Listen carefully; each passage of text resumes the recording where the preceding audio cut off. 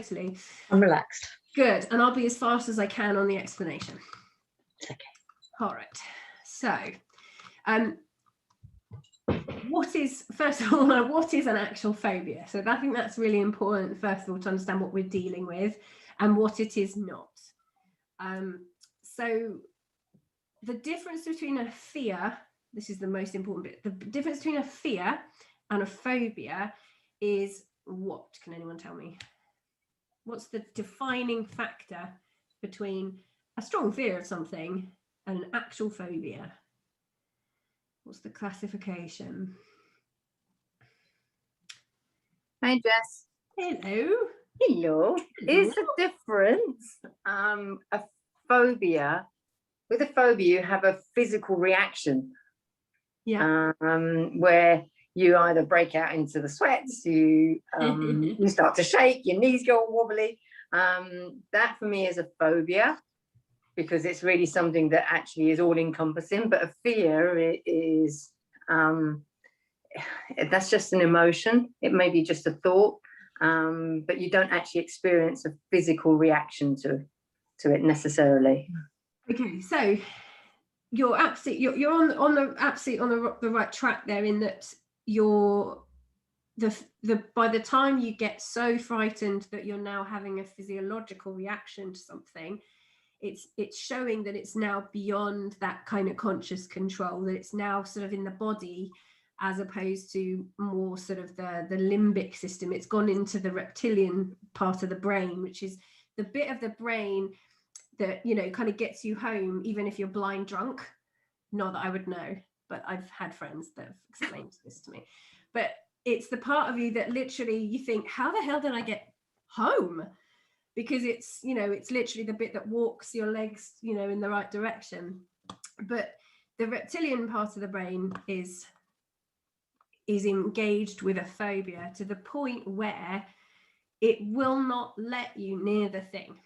It is utterly total avoidance when it's a phobia. If it's a strong fear of flying, you will get on a plane, given, you know, a few drinks or a couple of, you know, relaxing tablets.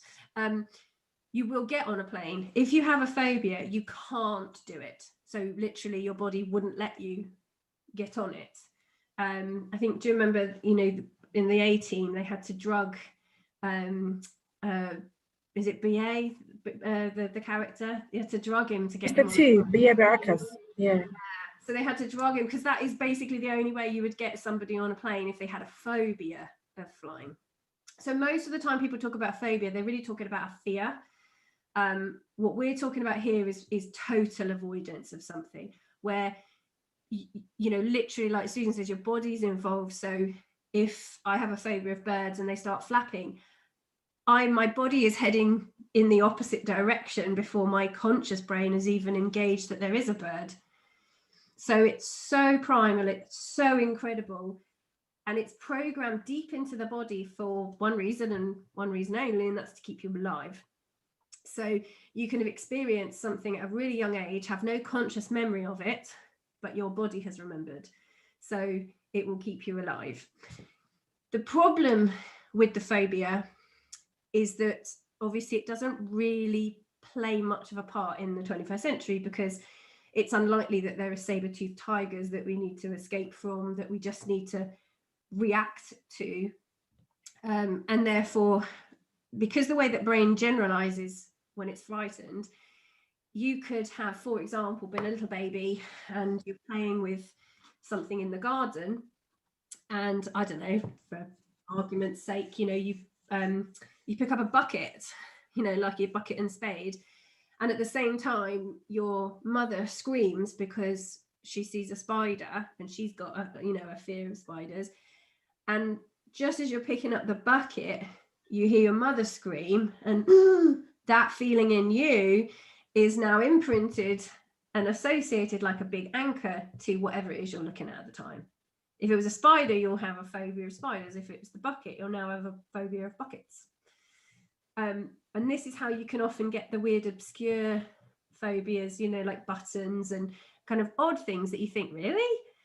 But it would have just been, I mean, buttons make sense, because if I saw my little baby with a button, my reaction, you know, if I didn't know about phobias and how they get installed, my reaction might be so terrified they're going to swallow it or whatever, that my overreaction gets associated with the button instead of the child understanding that you were scared they were going to swallow it. Had exactly this experience. One of the only times I've been actually like verbally very rude to someone was in last summer when I was taking Rocky in the woods for a walk, and he loved finding holes and poking sticks down holes, which we don't do anymore because for this reason. Anyway, he found a wasp's nest, so he pokes this big hole down this wasp's nest, and then the next thing I know, I turn around and my child is covered in wasps from top to bottom, and he's like, "Mummy, look!" And it was all I could do not to react, obviously, because there's my baby and he's covered in wasps, and like anyway, so I was like, "Oh, okay, let's get them off then," like, you know, trying to just be really super chilled about it. And then he went, "Ow." I was like, "Okay, let's get them off." La la la.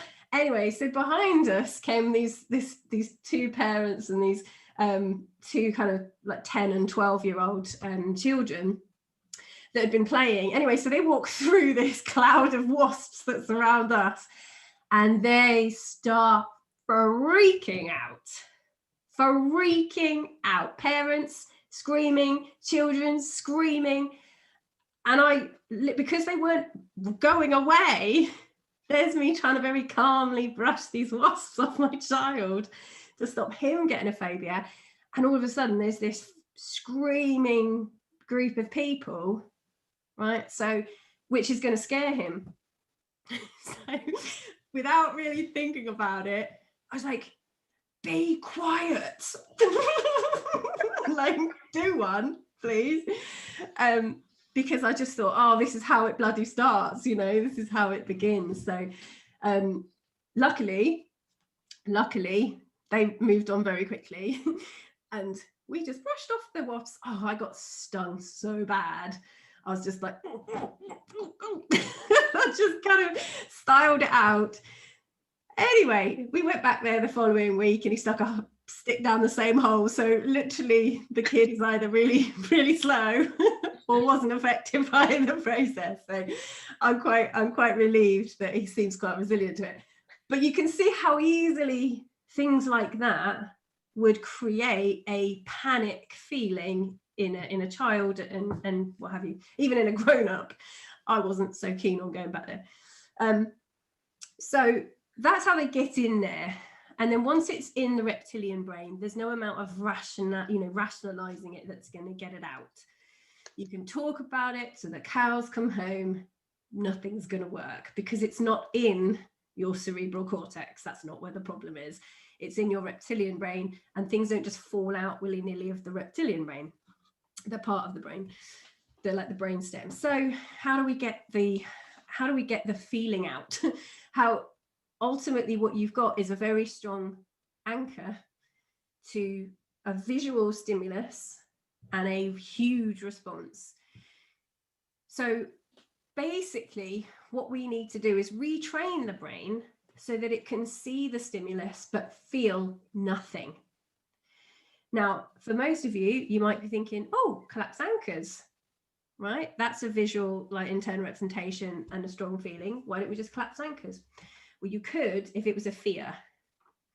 But imagine when you come to do the collapsing anchors side of thing and you do a really powerful positive, and they're like, right, okay, now just think of the thing that creates this feeling and squeeze your left finger and thumb. They wouldn't be able to do it because if they were actually having the phobic reaction, they'd have run away. So not only is it very, very uncomfortable to actually, create that as an anchor, but also you'd need such a powerful positive that it would just be unpleasant. You can use this for PTSD and trauma. And it also, again, you wouldn't want to collapse anchors on that, because you don't want the person to re-experience those unpleasant emotions. So collapsing anchors works great for sort of the more milder emotions you can bear. This is not that. So what else could we do? Well, we use our submodality knowledge. So there's two kind of concepts involved. The first one is what we do when, does anybody do this when you're watching a horror film or you're watching something with violence in it, and you don't really want to look at, you don't want to turn it off, but you also don't want to, you want to look away, but you don't want to miss any of the story. What's the strategy that you can use? Yeah. So Amy's like, and what do you do when you cover your eyes? What are you actually doing? What's happening to the image? Distorted. So it's slightly distorted, isn't it? It's like it's not quite having the full sort of effect on you. Yeah, that's one thing. So it lessens the submodality, it breaks it up a little bit. Does anybody ever look at the corner of the screen so that you're kind of looking it out of the corner of your eye? So it's like, well, I'll see where it finishes, I'll see where it ends. Anything like that? So peripheral vision is massively important when it comes to the phobia cure. It's so helpful, because if you look at something in your foveal vision, which is straight on, you will inevitably feel very strongly about it, right? Because it's right in front of you. But if you look at something out of your peripheral vision, all of the submodalities are lessened. It's not as important. It's not going to have as big an effect on you. So that's one of the concepts that we need to understand, first of all, is peripheral vision and how much that lessens. Think about this stimulus that we're looking at, and this big reaction. We need to retrain it. We need to be able to see it and feel nothing. So not just less, but nothing. So first thing to know is peripheral vision is going to help us lessen how we feel about something. The next important concept is what we call double dissociation. And double dissociation, remember, think about what happened on the practitioner training where you stepped out of your experience on the beach. Do you remember that? So if you might have been experiencing this lovely beach, and then you stepped out and kind of looked at a picture of yourself on the beach, and suddenly you're like, oh, that's a nice picture, but I'm not feeling the beach anymore. Well, imagine now stepping out of yourself. So you're now looking at yourself, looking at a picture of yourself. So even once more again, dissociate again, and you end up with this double dissociation. So you can't even really have empathy for what's in the picture because you're so far removed from it. Yeah, I'll show you the okay. I'll show you the Hi Jess. Hi everybody. Just a quick one. Are we the phobia that we're doing this evening, is it working from the page 107 in the manual? It is. Okay, cool. Yes. Cool. All right, so I'll just show you the few slides for this concept because it'll be easier to understand it. So double dissociation is not just dissociated, which is kind of looking at yourself, stepping out of an experience and looking at yourself. Double dissociation is stepping out of yourself, looking at yourself. So you have a couple of options if you're double dissociated. You can look at the person looking at themselves, so you can look at yourself looking at yourself. Or if you were to think of that picture of the beach, if you were to float out of the picture of the beach, first of all, so you're looking at a picture of yourself, and then step out of yourself again, you could either be looking at the person, yourself looking at the picture, or you could be looking at the picture. Now, either way, you're still going to have no feelings about the beach because your feelings are right in the picture. your feelings are kind of twice removed. And this is a really important, like the critical part of the phobia cure. Now, John Grinder, there's a video of him on YouTube, which is great, of him literally using just double dissociation to cure a phobia. Because once the reptilian brain has seen the object, seen the stimulus with no feeling attached to it, it's retrained, it's done. That's the phobia cure. So the double dissociation is the bit that does the work. The phobia model is just a really nice, kind of clean, fully comprehensive way of curing a phobia kind of fully and completely. But the bit that's doing the work in the process is called double dissociation. That's the key to remember. That bit has to go right, otherwise none of the other bits are going to matter that much. Okay, so double dissociation is key. Bless Nick, we did this and we tried to explain double dissociation from a phobia point of view. So imagine that Nick has had this experience with a paper spider, let's just say. And apologies for anyone. I normally do a spider with 3 legs just in case, so it doesn't trigger anyone, but apologies, this one's got 4. So imagine that Nick has had a real experience here. So that's a real memory, yeah? If he imagines stepping out of that memory and looking at it like it was a picture, that's dissociated, yeah? So double dissociated is him stepping out of himself, looking at it. So hopefully you can see that. Oh, is that? Yeah, there we go. So now if he was to look at the actual spider in the picture, so actually directly at the spider, his brain, because he's stepped, mentally stepped out of himself, his brain can't feel the same feelings because it's not the same representation anymore. Okay, so if he was to look directly at the picture, he wouldn't feel any emotions about it. He could also look at himself, so he could look at the back of his head in the picture in front of him and look at the spider out of his peripheral vision, which would have even more of an effect. Yeah, so he would just look at the spider out of his peripheral vision so that to really limit the amount of emotion he's capable of feeling about it. Once that's done, see, it's a one-time learning that gets it in, it's a one-time learning that gets it out. And that's it, okay?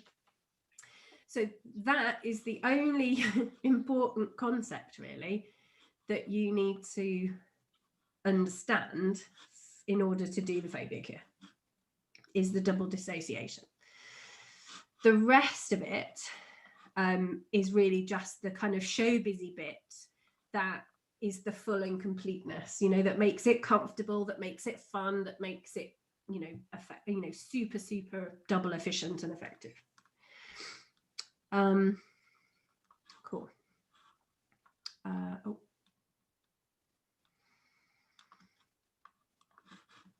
Lovely. All right, so I was going to share the script, but doesn't make any sense. If Laura, did you say you haven't got it? Have you got it now? You have, good. Fabulous. All right. Lovely. All right, so let me take you through the, in fact, probably best thing to do, wherever you are at the moment, let's practice double dissociation. So some of you are going to have to get up out of bed. So if you think about it, right, so, and this is a really good test. So make sure the screen is as big as possible so that you can see yourself right now on the screen, right? So right now, if you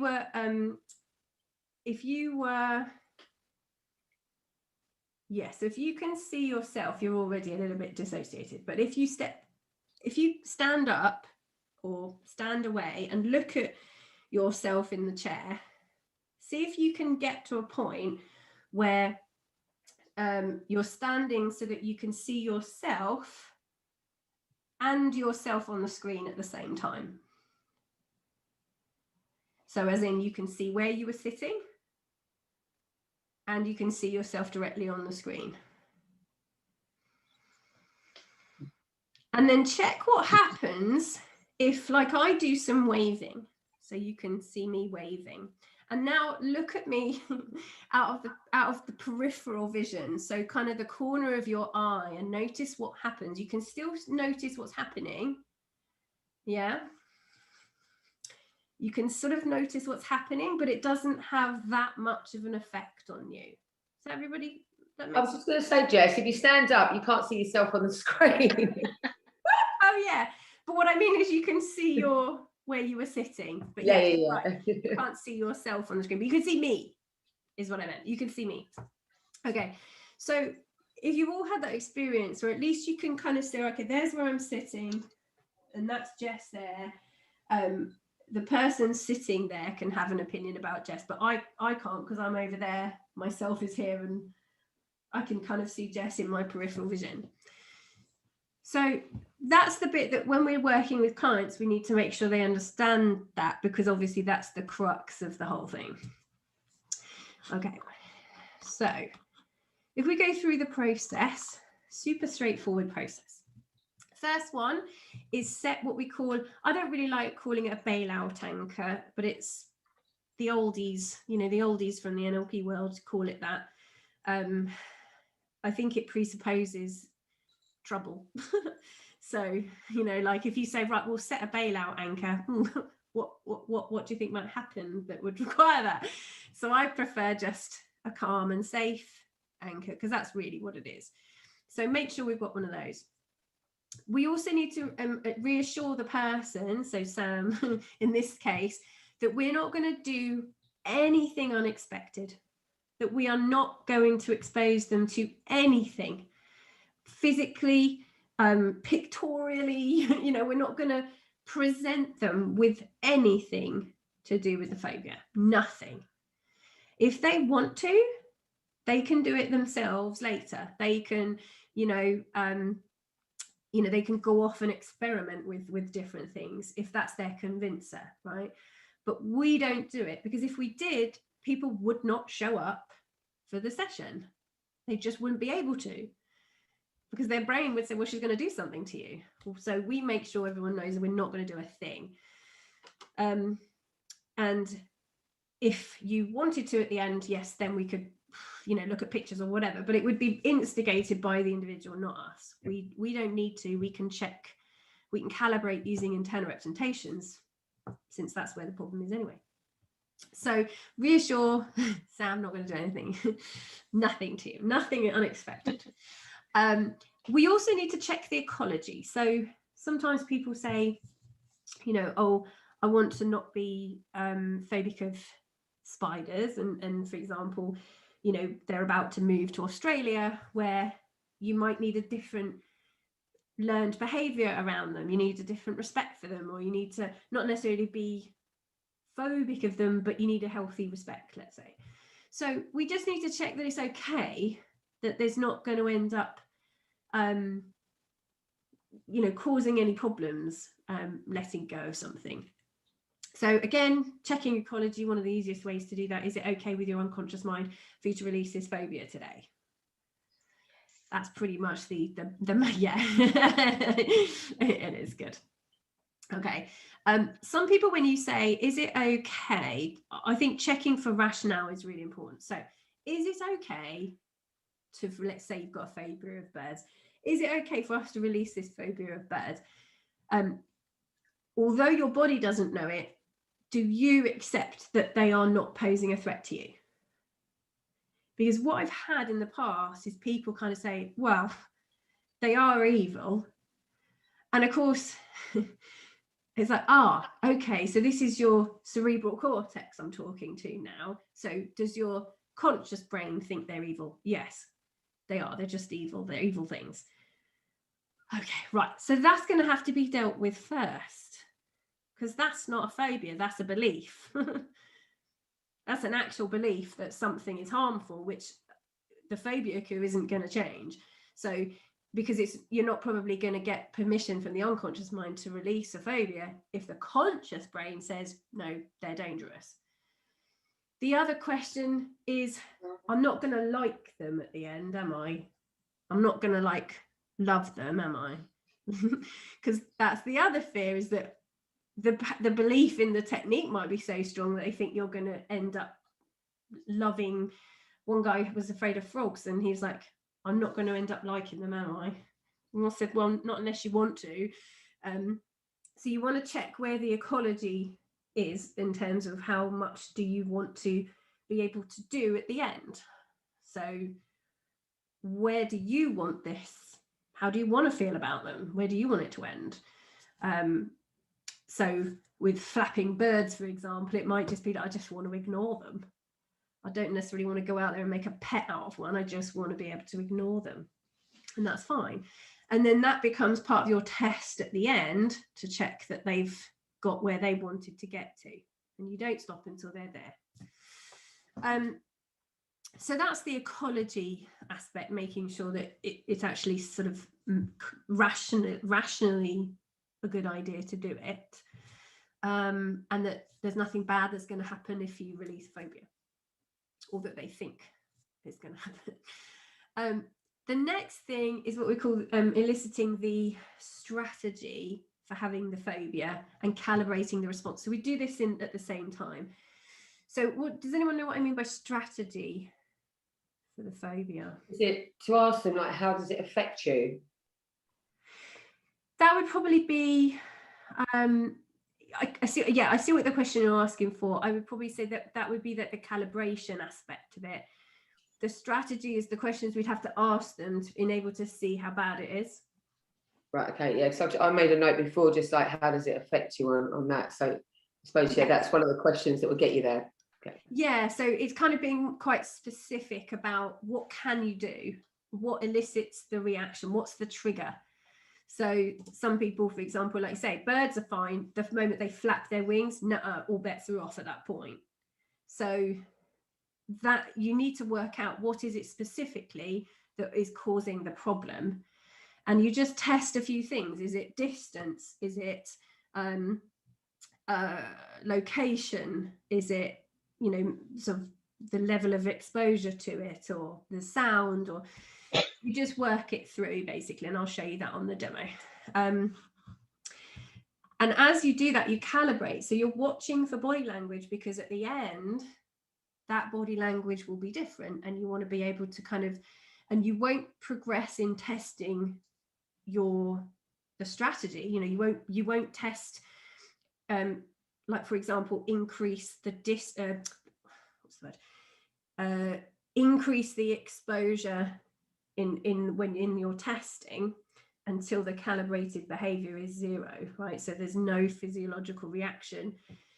If somebody can look at a black and white picture, then great, maybe you offer them the idea of thinking about a color picture.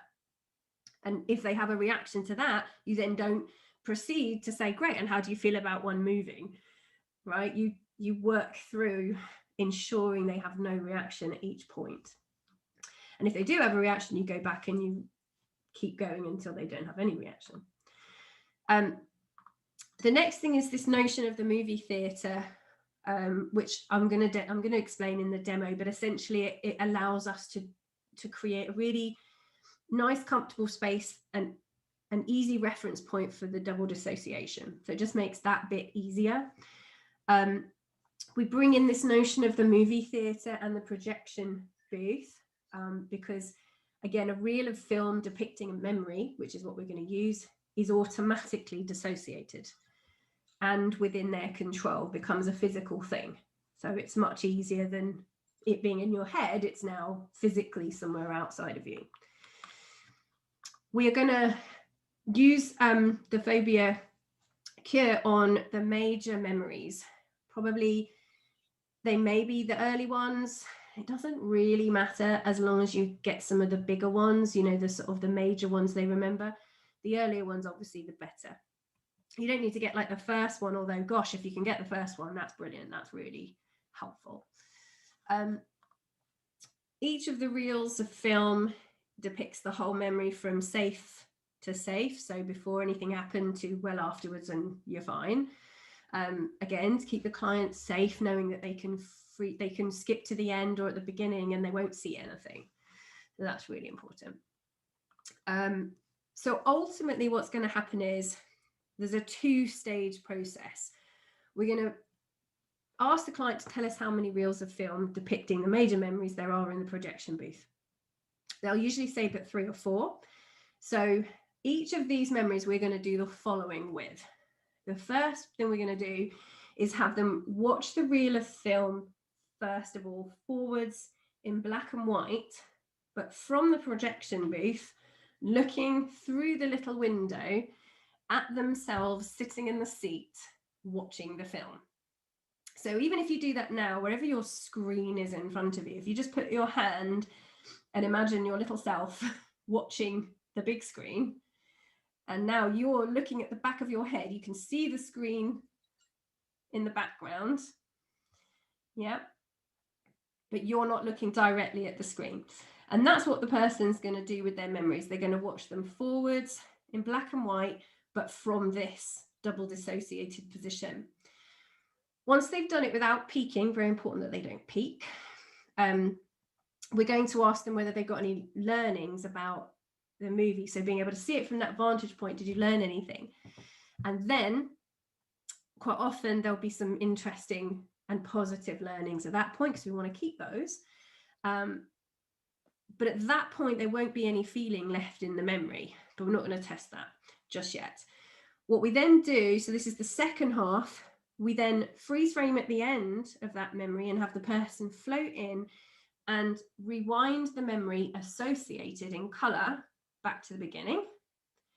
Quick break state, do it again, break state, again, break state, again, break state, again. What that does is it replays the event backwards enough times that it's almost like the memory can't play forwards anymore. So even if there was any feeling left, it's kind of gone because it's gone in reverse. So it can't play the same way anymore. And you do that while playing a silly piece of music, just to make sure any feeling there was left is now collapsed in there as well. And then you do that with the other reels of film. You can ask them what to do with each reel of film at the end. You know, they could burn it, they could store it, they could bin it, do whatever they want with it until they've done all of those reels of film. Then you test the phobia. So you break state and say, right, okay, can you look at a black and white picture? Can you blah, blah, blah? And you keep going until you get to the point at which they were happy, which is wherever they said they want to get to. So you've tested it in the mind's eye, okay, at that point. And then you future pace so that they can imagine it being fine outside of, the coaching relationship. And then that's it. We leave them at that point. And then it's up to them to go and test it. If their convincer is, no, I'll only know. And if it's really happening, then, it's going to be a kind of, London Zoo situation, or call you in 10 years when it actually happens kind of situation. It's as long as the person tests it in their head, there's no phobia. So if they, that's the important thing to remember. They can do this. If you can elicit the strategy and then run that strategy and get no response from their physiology, you are done. Yeah, it's only the client that might need convincing, but we know they're done. And it's not going to sort of creep back later on. It's not how it works. All right, so everyone ready for the demo? Most importantly, Sam, are you ready for the demo, my friend? No. My shoulders are really tense. Oh, bless you. Well, let's do. I'm like, oh, need to move them around a bit. I was going to say, do you if you've got any adrenaline in your body, then definitely running around. Just a quick run around. Yeah, no, I'm all right. I just, yeah. Oh, lovely. Well, let's do a quick anchoring first of all. So you've got this lovely beach background. Yep. In your lovely relaxing space. So, where would you like to anchor? Squeezing a fist? What's the more natural thing for you that you haven't perhaps got anchors in already? That. Yeah, that the second one, yeah. Yeah, so that's, yeah, the second finger and thumb. Great. Also a little rabbit. Yeah, little rabbit.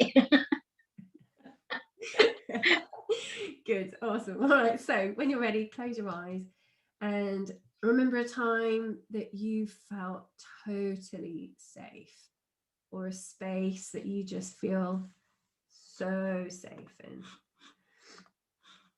Go back to that time, put down into your body, see what you see, hear what you hear, and really feel the feelings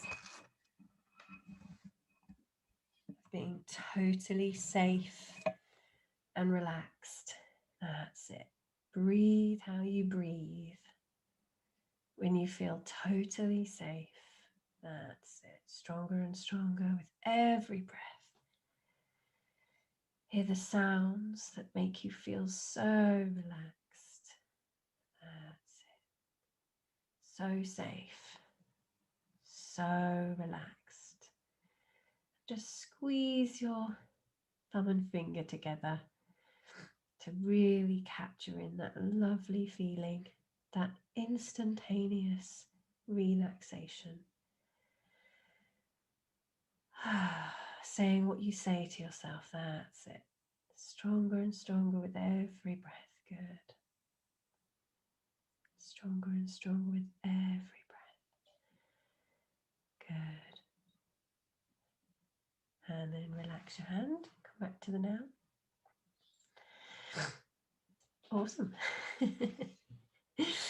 Okay. So favorite breakfast food? Granola and berries at the moment. Oh, with yogurt or milk or? Greek yogurt. Good. Okay. All right. So just go ahead and test that anchor and just make sure that you get a kind of instantaneous kind of feeling. Yeah. Nice. How strong is that out of 10? Say about a 7 at the moment. Lovely. Okay. Does it need to be higher? No. It's all good. 7. All right. So you have total control over whether you press your anchor at any point or not, right? So you need to feel totally chill and relaxed this whole time. So if you need to, you fire it off yourself. You fire off that like feeling. Yeah. Don't wait for me. Just make sure that you're constantly feeling calm and relaxed at all times. Yeah. There is no need for you to be uncomfortable. Okay. Except for with one exception, which is with just me at the beginning asking the questions to elicit the strategy. Okay. And then after that, but you can fire off the anchor if when I ask you questions, it makes you feel uncomfortable. Yeah. So you fire it off and then just stay relaxed as much as you can. Okay. All right. Okay. Now, quick question. Is it all right with your unconscious mind for you to release this phobia today? Absolutely. Great. Okay. And now I'm just gonna, is it perfectly safe to release the phobia? Yeah. Okay. And obviously I'm going to ask you what the phobia is. Weirdly, obviously in NLP, we don't need to ask the content. Mm-hmm.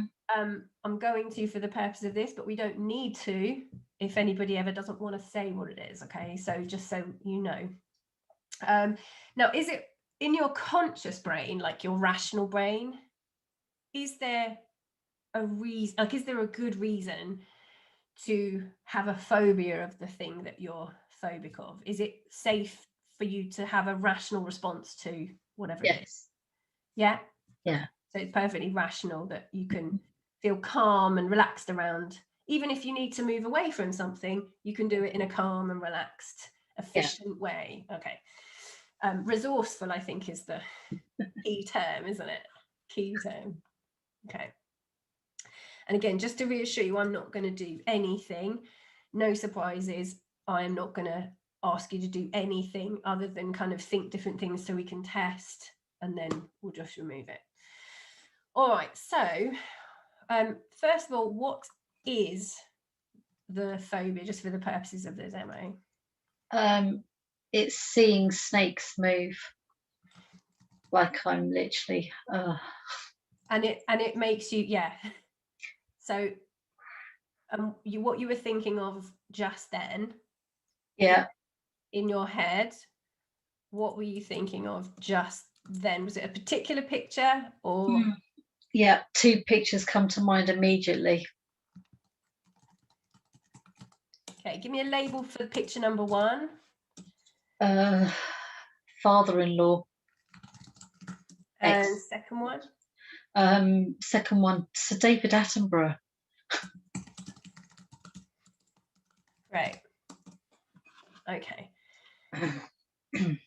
Lovely. All right. Now, because of the reaction was basic on even just the thought, like there's no need for us to go any further in terms of seeing how much more of a reaction we can get. I'm no interest in doing that. That's enough. The moment that you think of it, that's when you get the nausea. How has this affected you in the past? It's actually made me throw up physically. And right now it's sitting about here. Okay, so just use your anchor just to go back to that safe space.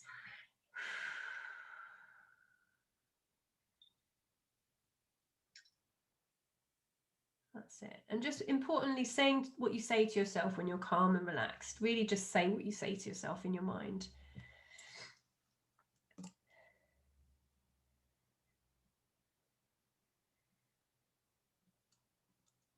Okay.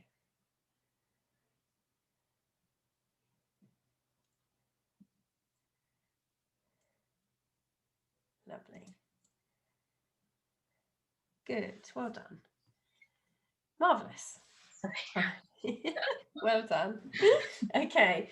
So that's the worst bit. All right. So what we're going to do now is we've got the strategy is very simple, right? You've already sort of said what the strategy is. And we've already calibrated a very clear, strong body language, right? That we can calibrate again later. So let's start the actual process now to release this. You ready? Mm-hmm. All right. So I want you to imagine that you're in this beautiful cinema. Okay. Notice the color of the seats, the texture of the seats, how wonderful it feels to be in there. This is your private cinema. Okay. As such, you have total control over every single thing that plays on this cinema. You can either think it or you can use a remote control, but you have total control over what appears on the screen in front of you. So right now, I'd like you to test that theory and just put a cartoon or something funny up on the, or something nice, a picture of a beach or whatever you want to see on that screen, something that you'd enjoy. Yeah, just let me know when you've popped whatever it is up on the screen.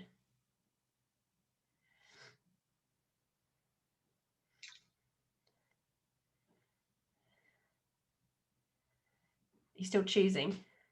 No, it's not that. You know, when you get the, when you close your eyes, you can just see the laptop screen. Yeah. That's what I got in my head. I can't see anything at the moment. It's okay, fine. That's fine. Have you been to a cinema, obviously not in the last year, but have you been to a cinema in the last few years? Oh, Black Panther. Oh. Sorry. The film Black Panther, he's just come up with me. Perfect. Okay, good. Ooh.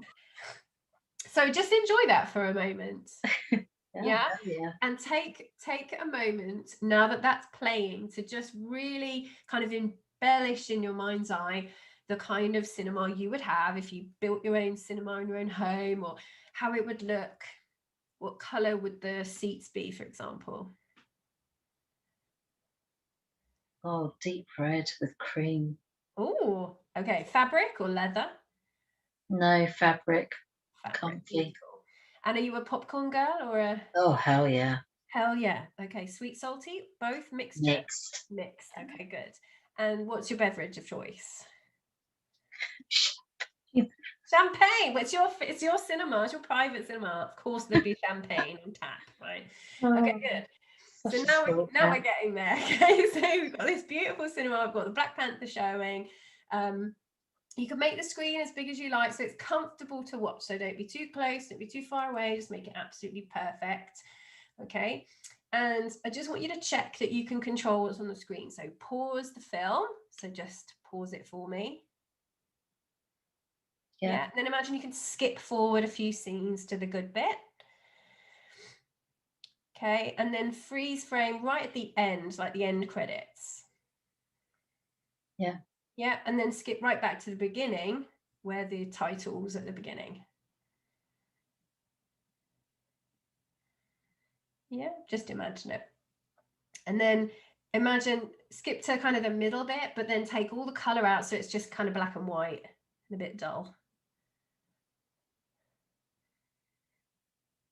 Yeah. Okay.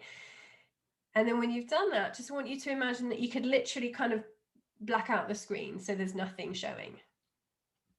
Like switch it off completely. Yeah. Yeah. Good. All right. Now, most important bit here is you leave yourself sitting having that lovely champagne experience. Yeah. And if you can bring yourself to flow out of your body and imagine that there's like a projection booth behind you. So an actual separate room behind the cinema where the projector and all the reels of film are kept. And imagine you can float in there now and then kind of look through the little window at yourself in the seats. So you can still see Sam there with her champagne and her popcorn. Yeah, watching the film. Yeah, you see it? Yeah. Yeah. What's funny? It doesn't take long to drink a glass. No, you want the bottle, love. You want the. Yeah. No, I know. That's what I'm saying. Why are you drinking it? I see myself refilling it. Okay. Good. All right. So Sam's there with her bottle of champagne and her popcorn, having a lovely time, and you can see kind of the back of your head through the booth. Yeah. Mm-hmm. Good. Awesome. Now that you're in the projection booth, the projector is there, but I want you just to take a look around because somewhere in that booth there are several reels of film depicting the major memories causing this phobia. Now, one of them may be the first ever experience. We don't know. But have a look around and just quickly, off the top of your head, count how many reels there are. Kind of gut feeling. 3. Perfect. Okay. Now, what I would do is I'd put them all in one place so they're nice and safe and out of the way for a moment. Yeah. Mm-hmm. You can even put them in locked cabinets if you need to, right? So you know that they're not going anywhere. But I want you to pick the first one. If there is an earlier one, pick that one and just hold the reel of film. So is it one in one of those metal cases? Yeah. Yes. Okay. So take it out of the box, pop it into the projector, or you can give it to, a man that can. So give it to someone to do it for you, but pop it up onto the projector. Okay. Now, what's going to happen next is you're going to have that memory play on the screen, but you are going to kind of watch it out of the corner of your eye whilst you look at the back of your own head in the seats. Yeah. So you're going to be in the projection booth, peeking through the window, and you're going to keep your eyes fixed on the back of Sam's head. And only in the background are you going to see this memory playing out. Yeah. Just nod to let me know you understand. We haven't started yet, so don't get ahead of me. So you're not ever going to look at the screen directly. You're only going to see it out of the kind of corner of your eye. So you'll notice what's happening, but it won't be sort of head on. Yeah. Yeah, you ready? Okay, it's going to happen in black and white.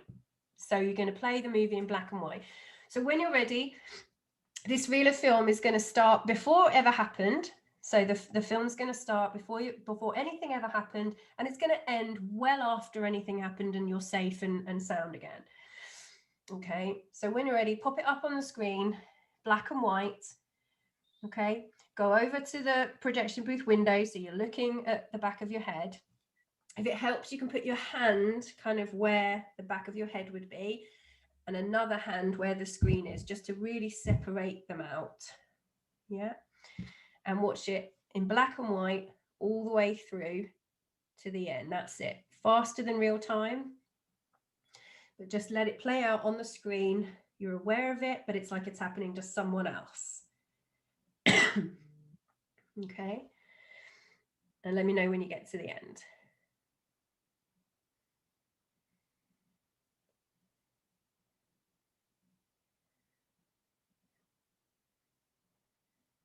So it's just in the background, like it's happening to someone else.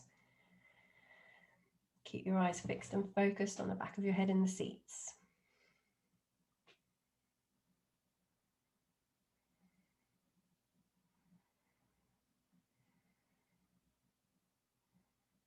At the end. You're at the end. Great. Okay. So open your eyes for me. Well done.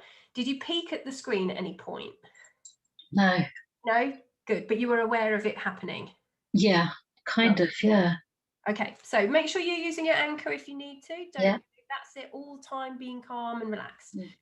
So from this vantage point, with it playing out as if it would happen to someone else, were you able to notice anything this time around that you hadn't noticed before? Anything kind of a positive that might constitute a positive learning, let's just say, or a different perspective? I didn't get up and leave the seat. Which is remarkable, which is wonderful. And about the memory itself, was there anything in it? So some people notice from a different angle, they're like, oh, it wasn't as close to me as I thought, or it's, oh, it wasn't actually, I wasn't in danger, or, oh, it wasn't as bad as it felt at the time. No, I could remember there was a lot of laughter beforehand, and then there wasn't laughter. Okay, all right. But yeah, for me the positive was the fact that we were really relaxed and laughing, and we were having a nice family dinner. Sure. And that's what I could kind of see in the background as I was sat there watching myself. Was, right. And the rest of the memory played out though, yes? So that, yes. Yeah. Perfect. Okay. And was it the earliest one or just one of them? It was the earliest one. Great. Okay. All right. So it's up to you whether we do that again, just to double check that you didn't peek. Yeah, you definitely didn't peek. Fine. Okay. That's all we need then. No, it was there in the background, but it wasn't. I was watching me and noticing how I didn't get up. Lovely. There you go. So it's like, why are you moving? That's fine. I just wanted to double check that, because that's the crux of it, is that you didn't peek. So that's brilliant. Okay. All right. So now what we're going to do is we're going to kind of mess with this memory so it can't play again.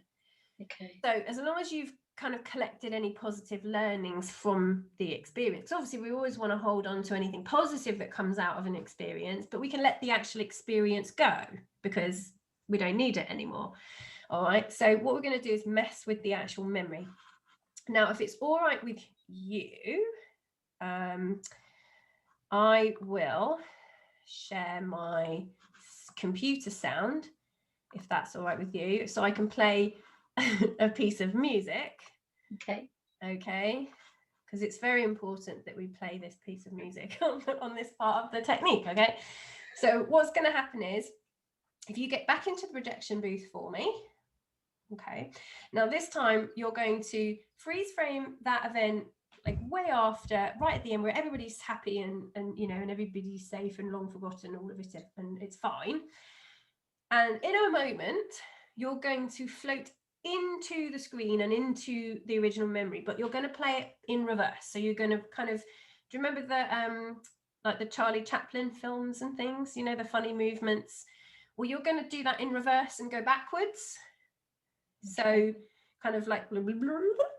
Yeah, like a reverse of the memory, but so you're going to experience it backwards in color from the end to the beginning. Okay, and it's going to happen as fast as you possibly can do it. Are you ready? Yeah. Okay, so when you're ready, flow into the memory now and rewind as fast as you can.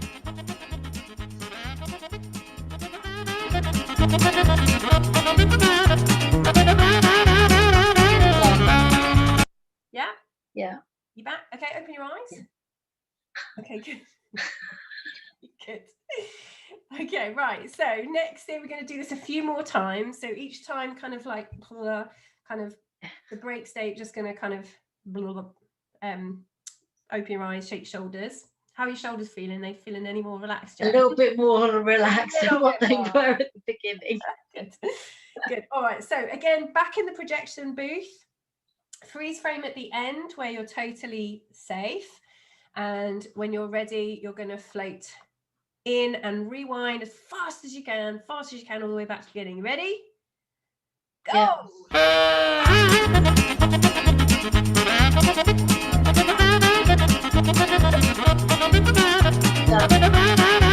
Lovely. Okay, open your eyes. Straight shoulders. Good. You all right? Yeah, sorry. Good. A couple more times. Oh dear. What happened to that one? It was just the image of seeing my father-in-law jumping up and down backwards. And just... With this theme music as well. It's even yes. better. Yeah, it's probably good. Awesome. All right. So one more time, back in the projection booth. Freeze frame at the end where everyone's safe and well. And when you're ready, float in and rewind as fast as you can. Go!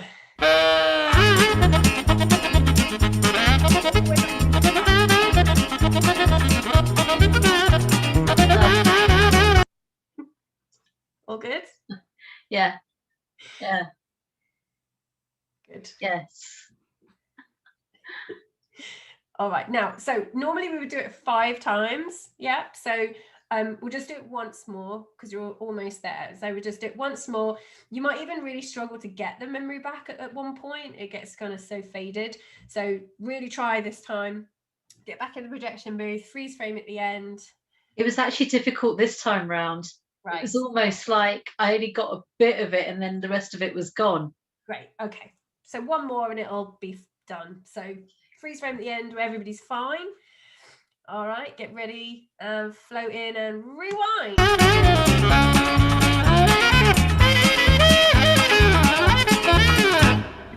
Very good. Awesome.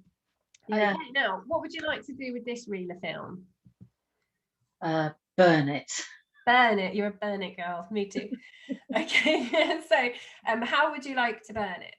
Would you like an incinerator, matches? How would you? Great big oven thing. Ooh, like the incinerator-y type thing. Yeah. Lovely. Okay, well. Freddy Krueger style. In it goes. You might be surprised to learn that there is an incinerator in the projection booth. So feel free to close your eyes and just imagine burning this reel of film. Oh yeah, it's right in there. Good. Yeah. Lovely. Okay. Awesome. All right, so we're going to take the next reel of film now, which can be any one of the 2 remaining ones. It can be again the next earliest, or just ever the one that's the kind of the one you least like. But take that one next. The one that I least like. Okay. Yeah. Okay. Lovely. Okay. Yes. Okay. Good. So give it to someone else to put on the projection, the projector.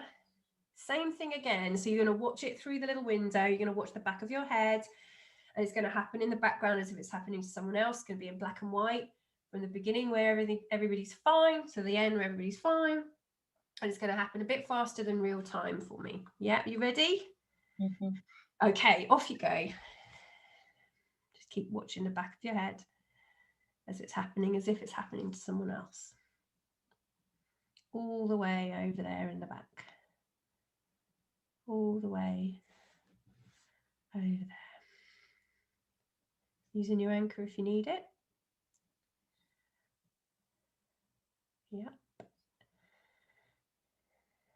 Black and white, faster than real time, as if it's happening to someone else. All the way to the end. Done. Lovely. Brilliant. Okay. Well done. Woo. Just really kind of put on that anchor a little bit. Just make sure you're like totally chill. Good. Okay. All right.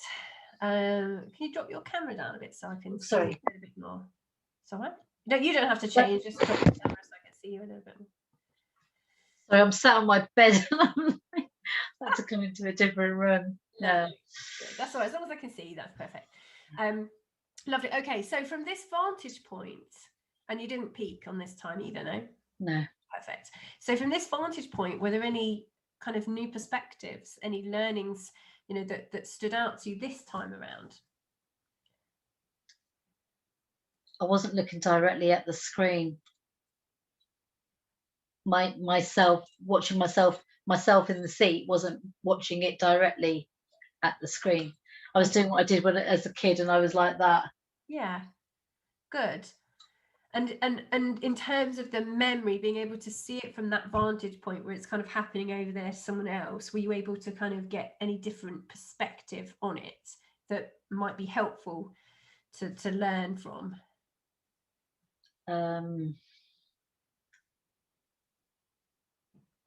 No, I think maybe I could still see. I could see myself watching it from the side, but I could still see a bit of it Right. on the screen. It was Yeah. still kind of there, but it was a bit like watching the really, really fast version of it rather than the actual real-time version, if you know what I mean. I'm with you. Okay. But nothing obvious in terms of learnings stand out to you? No. Okay, that's fine. Okay, as long as you didn't peek and you watched it in peripheral, that's Yeah. fine. Yeah. Good. All right, so well done. So now we're going to do exactly the same thing. You're going to freeze frame at the end. Projection booth, freeze frame at the end. You're going to float in, but rewind it, associated all the way back to the beginning as fast as you possibly can. Okay, are you ready to do that? Yeah. Okay, so when you're ready, freeze frame at the end, float in and rewind.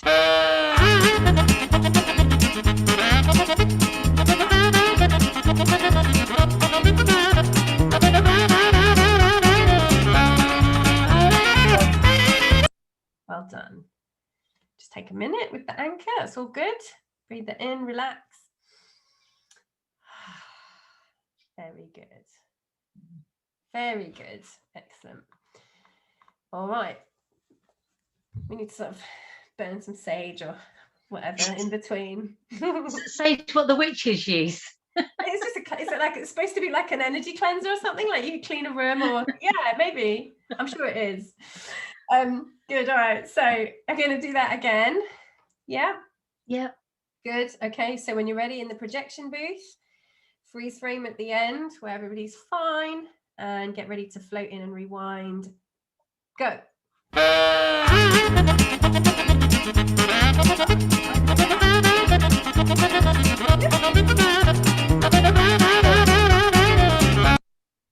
Good. Well done. Okay. Clear the screen. Good. Okay, right. So as you do this, it's going to get harder to get it back. So when you're ready, back in the projection booth, freeze frame at the end where you're perfectly safe, and you're going to rewind through your own eyes. You ready? All right, go.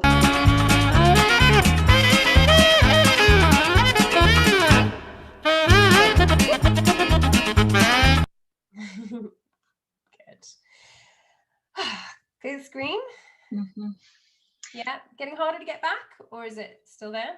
Yeah, it is getting harder to get back. Brilliant. Okay, so we'll do it one more time at least then. So when you're ready, freeze frame at the end where you're safe. In full color this time, rewinding it through your own eyes. Are you ready? Yeah. Go!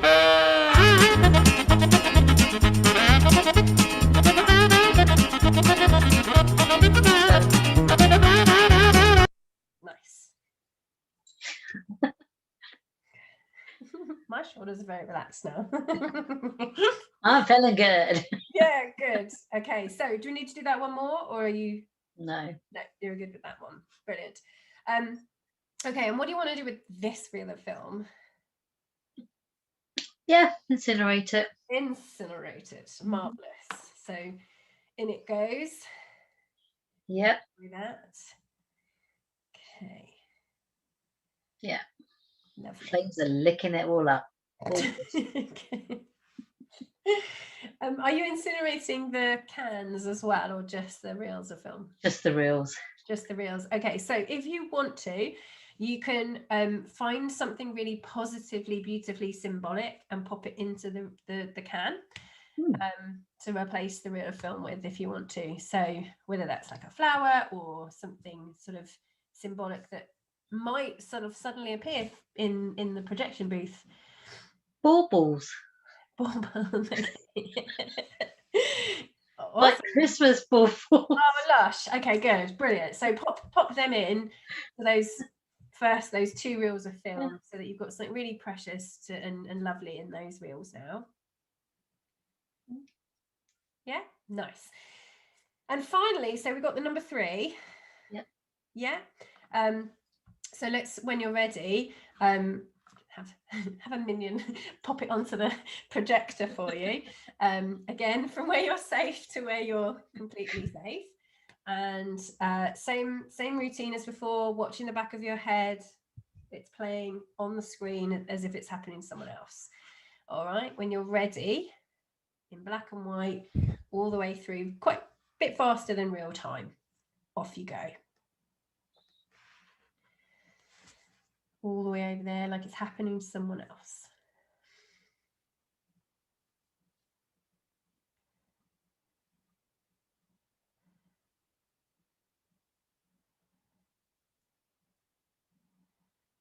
Done. Done? Fabulous. Okay, lovely. So come back to me. And again, when you think about, are there any kind of learnings or new perspectives on this one, just from being able to see it from a slightly different angle?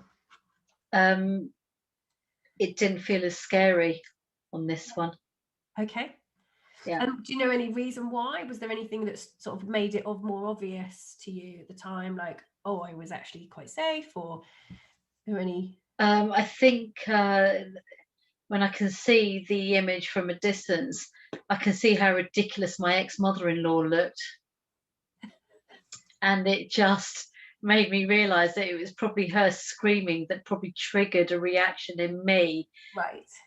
That then made me feel sick because she told me what was happening. But from a distance, I could see her reactions and... Got you. Yeah.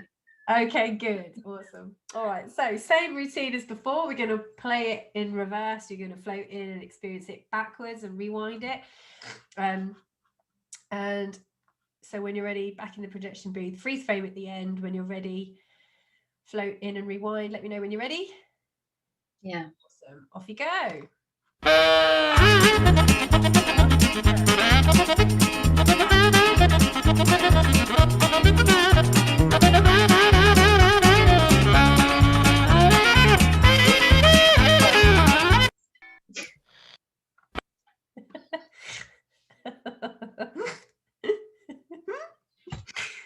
Sorry. What's I wish I was in your head right now. Oh, you would die. You would literally just be pissing yourself, if you excuse the expression. Oh, brilliant. Good. All right, well, you're gonna have to do it a few more times, so sorry. Yeah, when you're ready. Okay, so back in the projection booth, freeze frame at the end where you're totally safe, and then when you're ready, float in and rewind fast.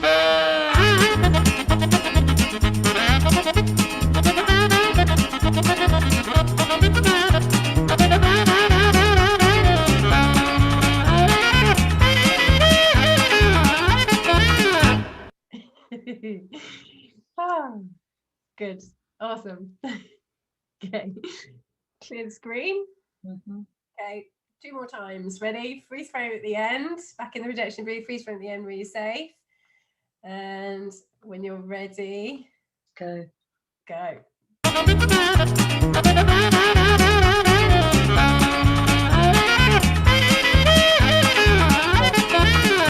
Marvelous. Open your eyes. Clear the screen.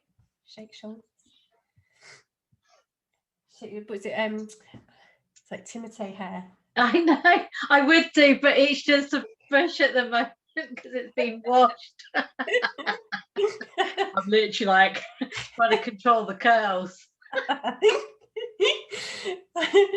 Oh, right. Okay, good. Right, one more time when you're ready. Back in the projection booth. Freeze frame at the end where you're safe, and get ready to float in and rewind now.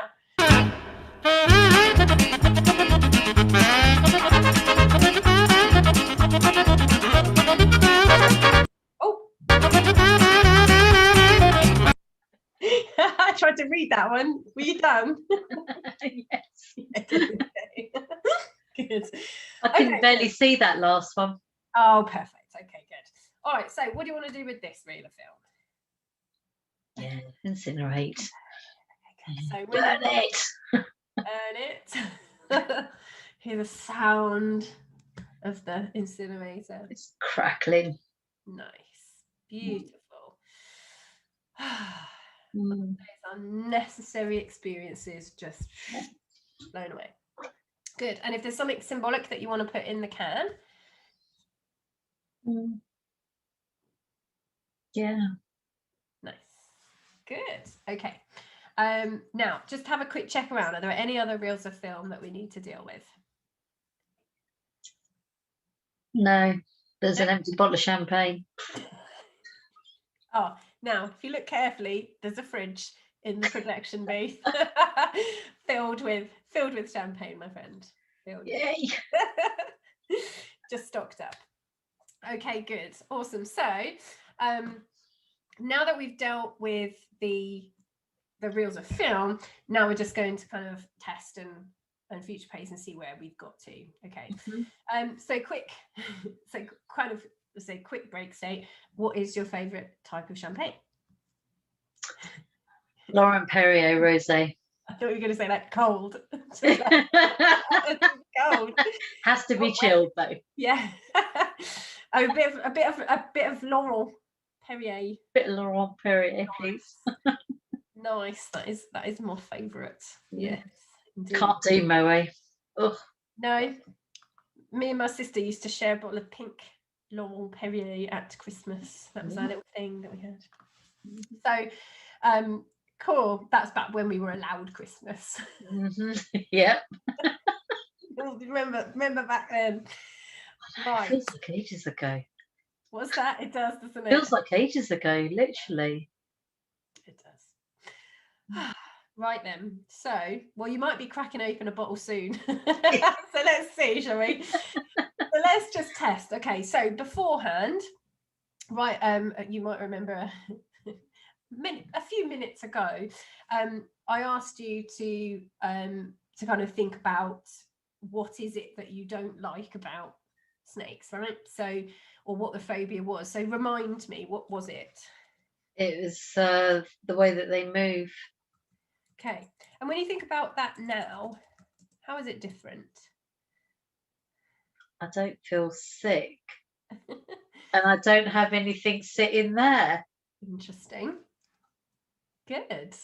Like, seriously, I have nothing sitting there. That's so weird. Isn't it? Good. Okay.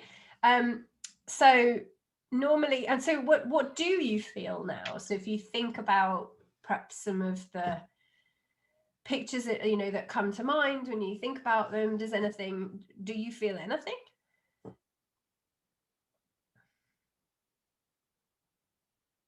Just that they move fast. Good. Okay. Okay, good. Now, there were a couple of memories in particular, or at least pictures that came to mind, weren't there, before? Yeah. So can you remember what they were? I can. And when you think about them now, what's different? Well, one of the ones is the fact that they're moving quite fast. But actually the gecko is moving even faster. So that was something. And the second one was it was the necessary action. Okay. And how do you feel differently when you think about those thoughts now? Well, I don't feel sick. Do you feel anything? No, not at all. Does that feel slightly more empowering? It definitely does, yeah. Good. That's surprising. Like, And surprising. where is it? It's like, yeah. I'm literally wondering why it's not sitting right there, because it was in there when I was showering and it was in here when I was preparing, and it's not there anymore. Lovely. Okay, so when you think about, can you remember any past experience where you might have had that old reaction and now when you think about it, there's no reaction?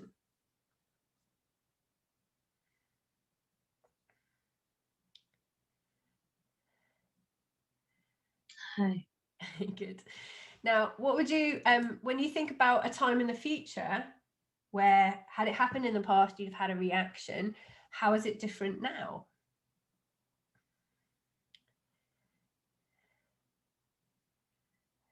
Doesn't cause a reaction. Okay, good. Okay, so imagine, let's just for argument's sake, I want you to imagine that you're you walk into the living room and there's something on the TV. How is it different now? I'd watch it. Yeah? And feel nothing, or? No, I think I'd just watch it and not feel phased by it. Great. Don't get me wrong, I don't like them, but I wouldn't necessarily need to change the channel But you or don't need to react. get up and move. Great. Okay. And is that where you want to be? Is Yeah. that where you'd like to be in terms of, like, I don't really need to have a reaction, as opposed to, Yeah, you want to be able to do a particular thing? yeah. No, I don't want to have a reaction, so that's actually about right for me. That's fine for you. Yeah. Great. Okay. And is there anything that you want to test while we're together in terms of something you'd like to be able to do, other than, like, I don't know, for example, I don't know whether like TV, pictures, anything that normally happens in your day-to-day life that you want to test here with me and see how it's different? No. No, you feel confident. Yeah, I actually feel really quite relaxed. Good. I'm Yeah. very, very pleased about that. Okay. Good. Yeah, I feel Good. really relaxed. No, I feel fine. Lovely. And where are you going to keep these cans, with the symbols in them? Where are you going to keep those? I'm going to put them up on a wall. Nice. Excellent. Okay. And what do they represent to you? Happy times. Happy times. Good. Excellent. Now, just for argument's sake, I just want you to imagine that we're kind of a year or 2 years down the line. Mm-hmm. How is your life different, even in a small way, as a result of the work that you've done tonight? I think realizing the difference between an actual fear and an actual phobia is actually really quite important. Right. Yeah. And what's the important difference that you've noticed? That I can actually do something about the fear, but I can also do something about the phobia, which I didn't think I could do at all. So, you know. And has it added any kind of freedom to you, do you think? Yeah, because I'm in control. Great. So it's not going to limit your choices in the future, but give you more choice and more options and more empowerment. Okay. Yeah, exactly. Beautiful.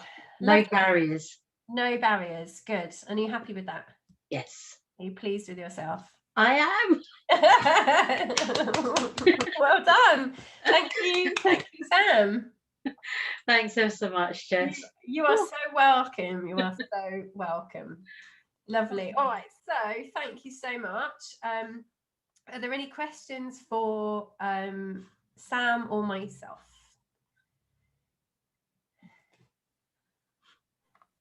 Is everybody still awake? Silence. Look at that, 9:31. Just one question, Jess, please. I love the how do you like to what would you like to do with the reel? And I'm just trying to work out where that went. So do you do that sort of after you've been through it a few times with that one particular memory, then say how do you want to dispose of it, and then you move on to the next one? That's what you do? Yeah, so you deal with each memory in turn. That's really important. So each memory gets double dissociated, check for learnings, and then, or for different perspectives, just because you don't want to get rid of things that might still be useful. So if you just elicit and extract anything useful from it, then you can afford to let go of it at that point. Cool. So then you rewind so it doesn't run anymore. And that's also for PTSD and trauma and anything like that. That is how you create amnesia. So if somebody says, you know what, I had a trauma, I've done the double dissociation, I've learned what I needed to learn from it, like I've taken anything positive that I could possibly find, I now just don't want to remember it happened. Then the rewinding it until you can't get it back is how you create amnesia around it.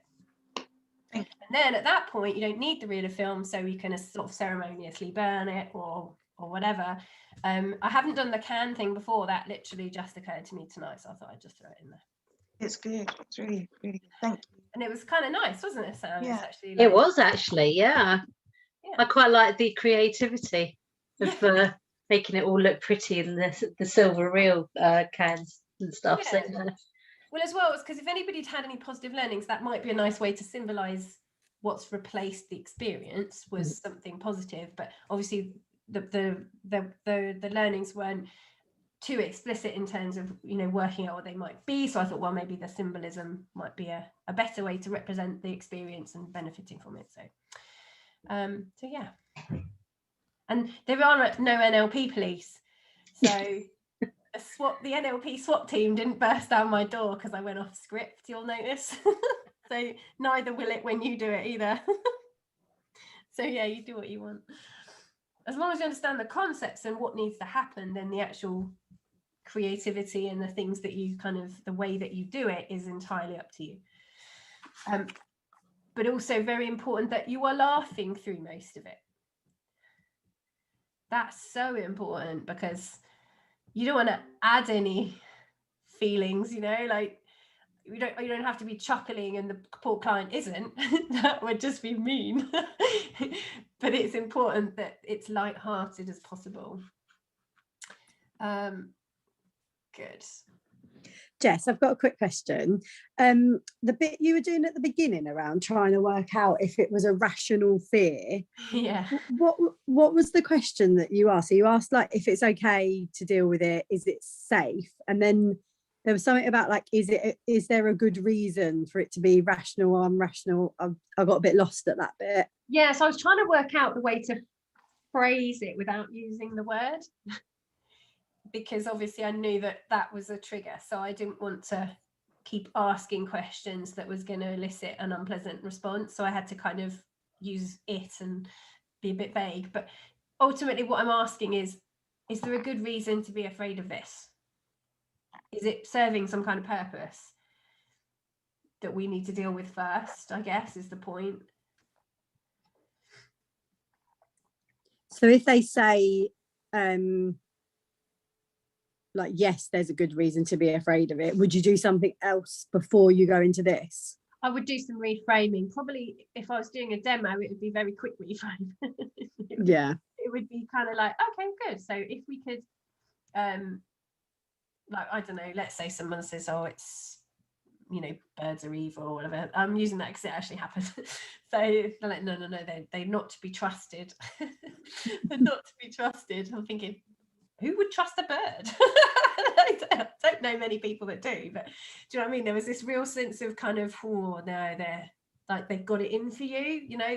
And I think that in itself is part of the phobia, because of the birds and things like, you know, the films that create that sense that birds have that sort of ability. And because if you're so young when you watch it, you can't rationalize that, then that kind of gets all involved in it, but it's still a belief. So I think that hasn't grown up. So you'd have to say, okay, so you know, do you want to deal with that belief? Do you know what I mean? Like, you'd have to maybe do a bit of massaging, basically, on loosening their grip on it. You could do a timeline belief change. You might just do some quick reframing. Sometimes the last resort can be, okay, so if we do the phobia cure and you still feel the same way at the end, then is it okay to give yourself permission to hold on to it? Do you know what I mean? Like, let's see how you feel at the end, and then if you want to still hold on to it, you can do. That would be kind of the last resort, really. But normally just a bit of, what's the positive intention? How do you know? How do you know? They basically need to get to a point where they know it's not serving them. No, because you've got to want to not have it. Yeah, okay. So if you're actually thinking, no, the only thing keeping me safe is this phobia, then your unconscious mind's not going to let you do anything about it. Yeah. That's the first belief that you have to challenge. But I've not really, that one thing where I was surprised that they actually said, oh no, there's a good reason to be afraid of them. That's the first and only time that someone's actually kind of rationally thought, no, they're really dangerous. Cool, thank you. Yeah. Any other questions? Cool. Was it useful to watch a demo? Because it's nice to see it on a live demo and a live example. Good. Yeah, I thought it was really good, Jess, the music. So I've done Fast Phobia Cure with a client before, but I didn't have the music, and I think that really helps. Yes. You know what? I've done it where I haven't had access to the music, and all I've done is I've said, do you remember the theme tune to Benny Hill? And they've gone, what was that? You know. And they go, oh my god, yeah, I do. Like, yeah, cool, okay, so now we have a reference. The other one is the bit that it goes into, as long as it's not a clown phobia, the bit that it goes into there. But I suppose if you're getting them to remember, that's a kind of like AD, isn't it, rather than if you're hearing it, it's just A. Maybe that's a bit more powerful. Although if you're singing it, yeah, I suppose so. That's the point. I wouldn't just get them to imagine it, because they've got enough to do in their head. Sure. I would check whether me singing it makes them laugh, first of all. So definitely. And if they giggle, right, that's fine. I will sing it as long as it's silly. Yeah. That's all good. Okay, cool. It just needs to be an extra layer of blocking and kind of collapsing anchors at this point to get anything left, that's all, so that it does feel sort of lighthearted when they think about it. So yeah, but if you don't have access, that's fine, just try and think of something else to do. And I particularly liked when you matched her when she started to laugh, how you laughed with her and you carried on that energy. It was really nice. I must remember to do that.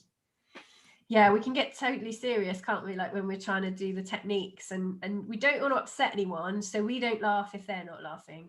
Yeah. General rule. Yeah, good. Oh, noted.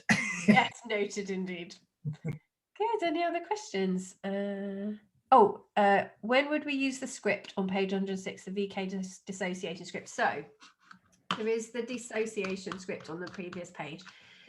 Now, this is just a very watered down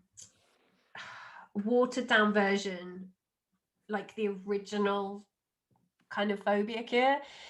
With NLP, you have the original technique that Bandler and Grinder created that usually worked perfectly well. And then what happened when submodalities was a relatively later addition. So at the very beginning, you'd have only had the VK dissociation and anchoring, really. So as they've gone on, obviously now submodalities and, you know, the movie theatre, and people have kind of added a bit of ooh la la and submodalities to it, but actually the VK dissociation is the bit that's doing the work. So you could look at that as a technique on its own. That's all. The phobia cure just makes a great demo. It makes great, it's more fun for the client. It's just, you know, it's personal flavor and choice, really. Does that make sense? Yeah. So it's in there really just to kind of to let you know that that's what the legacy technique was really. And that's the bit that works. Cool. Lovely. You can also do the in timeline, so you can treat the phobia as like a negative emotion and go and do it in the timeline, but as soon as they find the event, they can drop into kind of the movie theatre technique at that point. So you're doing all of this back in time. Cool. Right, so next week then, which is the 30th, I think we're having a general practice next week. So those of you that want to practice it, you can kind of crack on and practice it. Or if I know you've got your own groups and things like that where you do your practice sessions, so you can practice it in there. Yeah, or next week you can practice whatever you want, but that would be a really good opportunity because it does need a bit of practice so that you're sort of more fluid. Because it helps to safeguard the person if you're not thinking about what's coming next and you just enjoy it. Cool. Any other questions?